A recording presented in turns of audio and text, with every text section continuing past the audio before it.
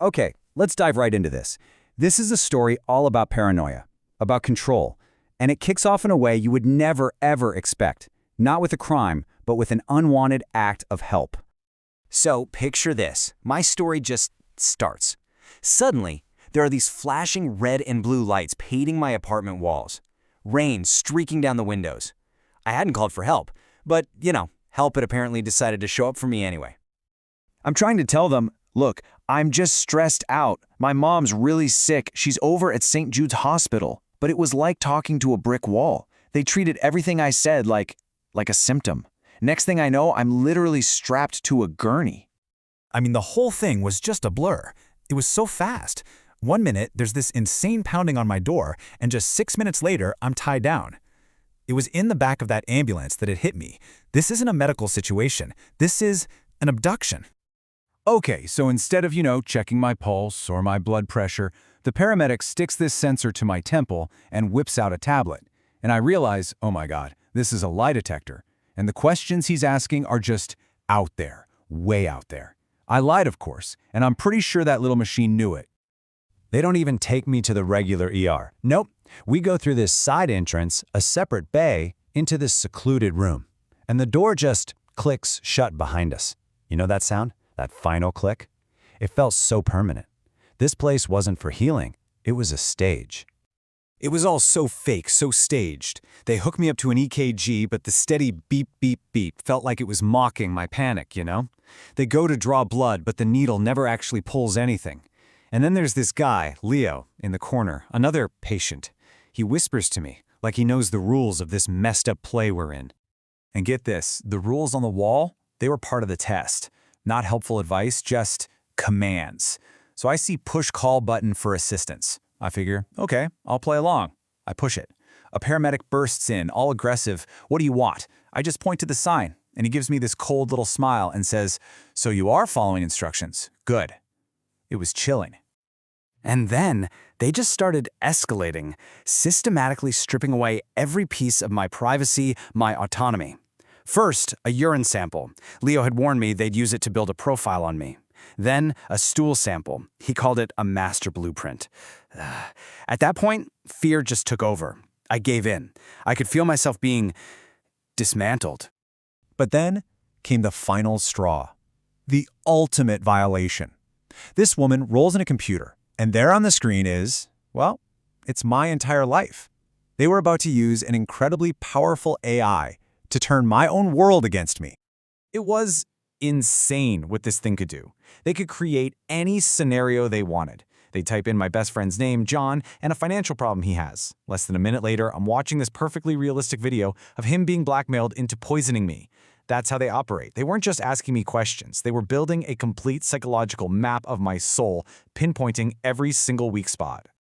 So then this administrator comes in, shoves a form in my face that's impossible to read, and demands I sign it. I refused, and just like that, her whole polite act just melts away. She just says, a shame, the 7th floor it is. And in this city, man, everyone knows what that means. They literally dragged me to the elevator. And when those doors opened, it was a complete nightmare. The smell alone, bleach and just hopelessness. The fluorescent lights were blinding, and you could hear these faint screams from down the hall. This was the Gregory Wing. This is where they send people to make them disappear. They called it therapy, right, but it had nothing to do with healing. It was just a brutal, systematic process of breaking you. They gaslight you, they drug you, they force you to accept this new reality where your own memories are proof that you're crazy. And they made me sad, over and over, their words. I was stressed. I had a breakdown. I imagined the secret floor. You repeat a lie enough times, you start to believe it. They were trying to literally overwrite my own history. But they messed up. They made one tiny mistake. My room on the 7th floor had this high, grimy window, and from it, I could see the side of the hospital. I could see the 3rd floor, pediatrics, clear as day. I could see the 5th floor, cardiology. And right there, in between them, nothing. Just a blank, windowless slab of concrete where the 4th floor was supposed to be. And that's when it all clicked into place. The 7th floor, the place everyone was terrified of, it wasn't the real prison. It was just the cover story. It's the big, scary distraction.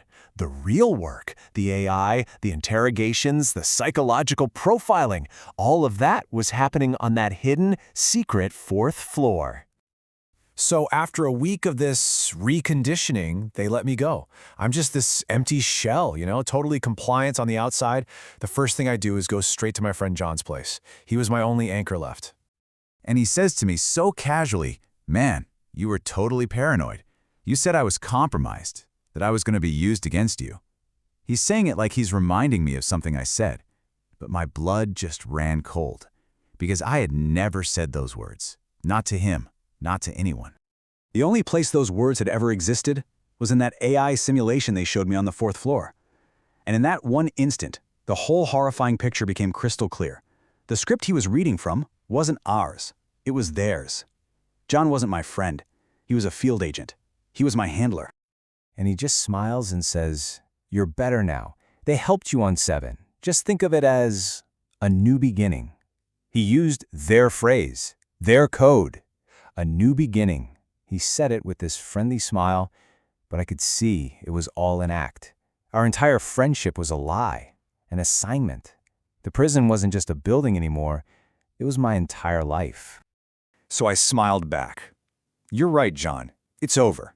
And for the very first time, I was the one doing the lying.